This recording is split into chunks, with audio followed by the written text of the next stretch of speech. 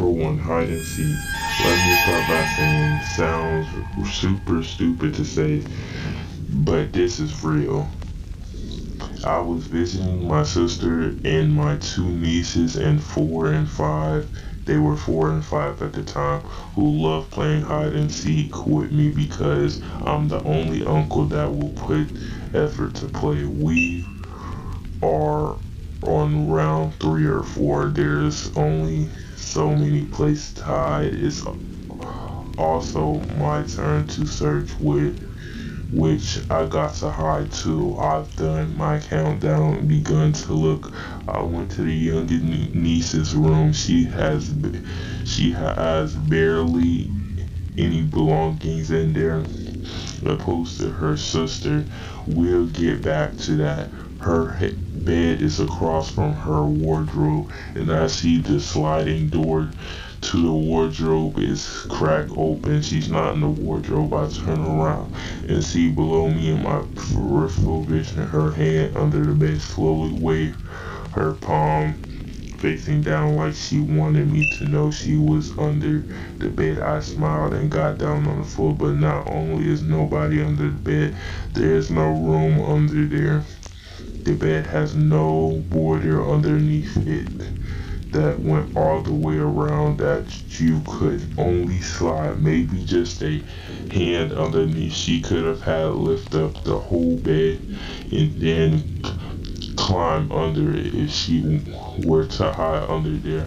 I left the room and found them in the older niece's room in the wardrobe. I told my sister what happened, to which she replied sarcastically, of course, but that's why she doesn't like to sleep in there or keep anything in there. Number two, I came face to face directly with a child predator. Directly behind my house, we had in the building railroad tracks, and in my woods there's a trail next to them that is popular for people to walk down. I was about 12 or 13 at the time, so I was pretty easy target, and I was a trapper. I catch animals, get over it. I walk down onto the tracks to go set traps. I have so many pretty scary looking tools with me on my back. A hammer, trap bedding tools, a trowel, and a couple of other things. Flock, look them up and get an idea what I had with me. All necessary tools for trapping. But when I go in the chest, I saw someone I didn't think any of it and walk right beside him until I cut in the woods. We didn't speak to each other. We just walked. He definitely saw the tools on my back, and I was just watching the news later that week and saw a picture of him in the headline child predator car right outside of my hometown. I told my family I saw him on the tracks and walked beside him. No one believed me. I think the only thing that might not be here, of course, I still walk down those tracks every day because I love the outdoors, much to give it up, but I brought my pellet gun with me every time since people tend to walk on the other side of the track than me, or turned around and speed walk the other direction, maybe their real life creepy story. Number three, phone calls.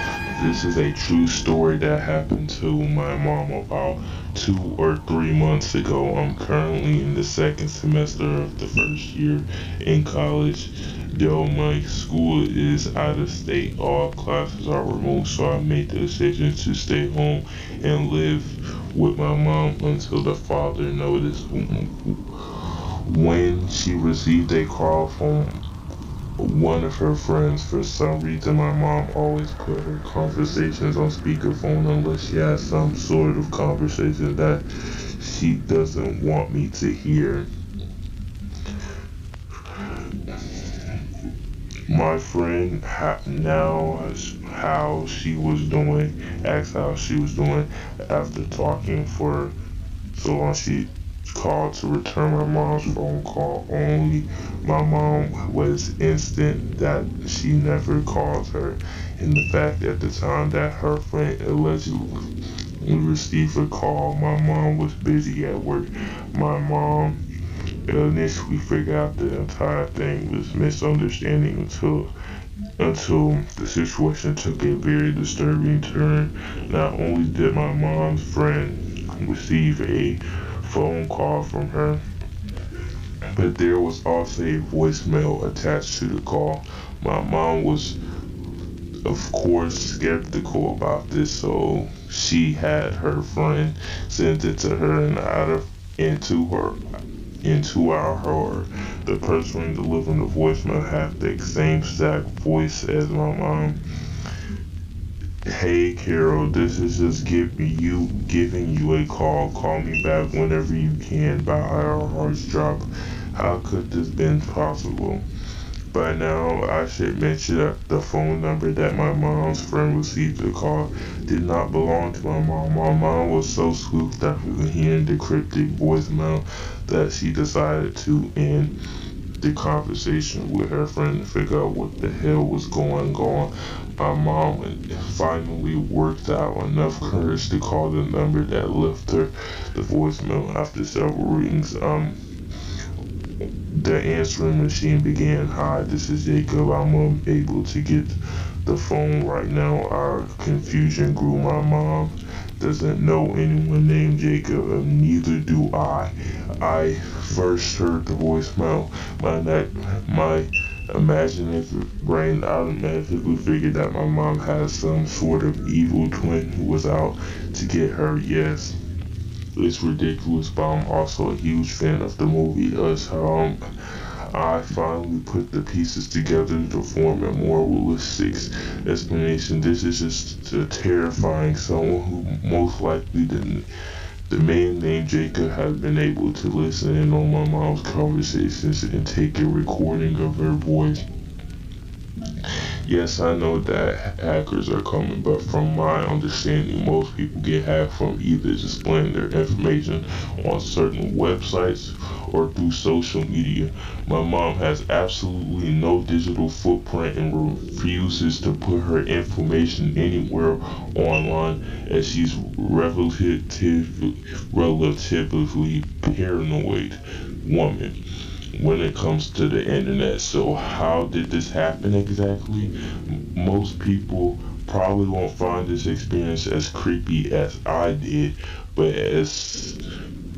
more my brain wonders the scarier this truly becomes. How long has this man been listening, and if he's been able to hack her phone and record her voice, who knows what else he's capable of. My mind is starting to replay the instances where the camera on my laptop has turned on without my doing. What if he's been watching us? Luckily, no one on my mom's contact list has received any voicemails from her since this happened. I really hoping this will be our first and last encounter with this mysterious hacker listening and watching my family. Alright, The Haunting. Number 4, The Haunting. I know it's been quite some time, but I've been rather busy with work lately and life in general, here I'm ready to present to you another story. That this one's going to be about my haunting since I was young. This story begins like any other, a normal workaday. Get home, play with my son, and hang out with my wife. I game at night though, so I'm usually up late. So on this night, a Friday, so no work the next day. It was pretty late, about 3:30 a.m. As I'm laying down to get to sleep, I hear something from my son's baby monitor. His mom is across the house from us, and I figured since this was near the road that it was just a car passing. That's when I realized I haven't seen headlights or trail lights as they approached the turn. I shook it off and said it was nothing and I laid my head down. As I laid there, I kept hearing something from his monitor. It started as an almost tapping noise, and the doors in our house were rather hollow. And at that time, we were living in a manufactured home, and so were the walls. The house was newly put there, so I put it down to the house, just let it settling. On being logical, I just can't shake this uneasy feeling like something was wrong with it all, so I'm still wide awake. That was when I heard something that disturbs me to this day. Out of my son's baby monitor, I hear the mix of the demonic voice and female voice whispering. The voice was indistinguishable and it was a clear now. Here's where's my dad instincts kicked in. This voice was very clearly claimed, "He is mine, I'm taking him." I hopped out of bed, woke my wife, and grabbed my pistol fully loaded, ready for an intruder. In my son's room is a window, and we live near a penitentiary, leading me to believe that the tapping was someone opening his window and getting inside. I quickly cleared the house, making my way towards his room. As I was getting there, I kept feeling my anxiety spikes higher as I get closer to his door. I wasn't sure for what to expect when I opened the door and went in. Was I was going to be able to unload the 9mm pistol into someone? Was I going to be met with someone on the other side of that door? And that's when I cleared what become my daughter's room, about 8 feet from this. As I opened the door, something I fully recognized from my childhood was in my room. A woman dressed in black, standing nearly 6 feet tall. I'm 6 foot two, so I judged from that. Although I couldn't tell how large she was when I was younger, her face was almost covered. And as soon as I opened the door, I quickly drew toward her and she vanished. I couldn't believe what I was seeing. All those years, they were never dreams, as I thought she was real and followed me here. I immediately skipped, fully checking that room, and moved my attention to my son's room. As I got closer, tapping started again, coming from the north side of the house. Where is his closet is. I opened the door, half expecting a person, half expecting her again. What was happening? I was sleep deprived. Seeing things, tapping was louder. Nothing was in the room. Somehow tapping continued until I got to his crib, definitely coming from his closet. As I shined my light toward it, I realized nobody could possibly be there. We had toys and walkers and even some heavy boxes. My daughter's crib in front of the door. The fear hit me super fast. I cleared out all the stuff from the door and opened it. Nothing, not had a single thing. Everything was the same as we left it there. I didn't know what to think. Was I losing my mind, or was there something really going on coming back from my childhood? I knew, but didn't want to admit it. But she was real, fully real, and this was something that was truly happening to me. I've been haunted since a child, and at this point I knew it wasn't Casper the Friendly Ghost, goddamn ghost. This was a demon fully enveloped and powerful enough to show herself to me, just to prove something to tell me something like, hey, you remember me? Yeah, I'm real and I'm back, bitch. I told my wife and nothing was in the house, but I slightly mentioned the haunting I had since a child, but didn't get too in depth. It's not to scare her. I still see her in the place we're staying now.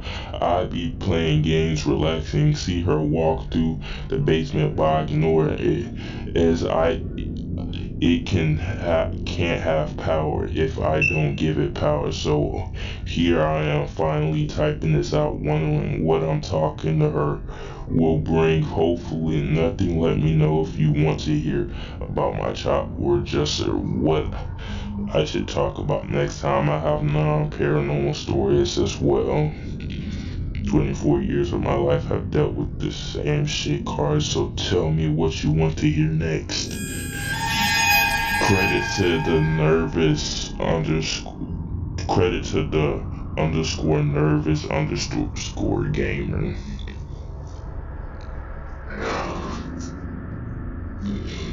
Hope you guys enjoyed those stories for real. The last one was crazy now. That was crazy for real. But I notice I'm getting pretty much better on my storytelling and stuff. But if anybody in the future sees this, hope y'all enjoy the videos, man, cause I put this out for everybody to see on the planet. Hope y'all enjoyed the videos and hope y'all rocking with this still. Until next time, peace.